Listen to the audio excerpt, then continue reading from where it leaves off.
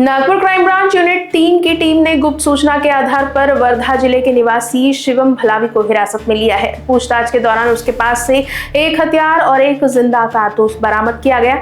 आरोपी ने हथियार छिंदवाड़ा से लाने की बात स्वीकार की है। जब्त हथियार की कीमत करीब 63,000 रुपए आंकी गई है। वाड़ी पुलिस आगे की जाँच में जुट गई है। क्राइम ब्रांच यूनिट 3 येथील पोलीस उपनिरीक्षक देशमुख आणि त्यांच्या पथकाला एक माहिती प्राप्त झाली होती।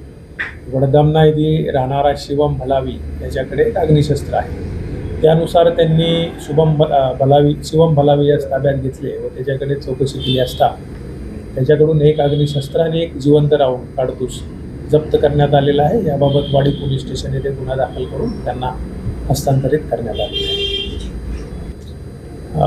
हा जो आरोपी आहे शिवम करणसिंग भलावी, यापूर्वी सर त्याचा आम्हाला अद्यापपर्यंत तरी कुठलं रेकॉर्ड मिळून आलेलं नाही। त्याबाबत अधिक माहिती घेत आहोत। त्याचप्रमाणे हे जे अग्निशस्त्र आहे यांनी छिंदवाडा येथून आणल्याबाबत त्यांनी प्राथमिक माहिती दिलेली आहे। त्यावर अधिक तपास सुरू आहे। आरोपीकडून जे अग्निशस्त्र आणि राऊंड जप्त केलेलं आहे त्याची एकूण किंमत 63,000 रुपये आहे।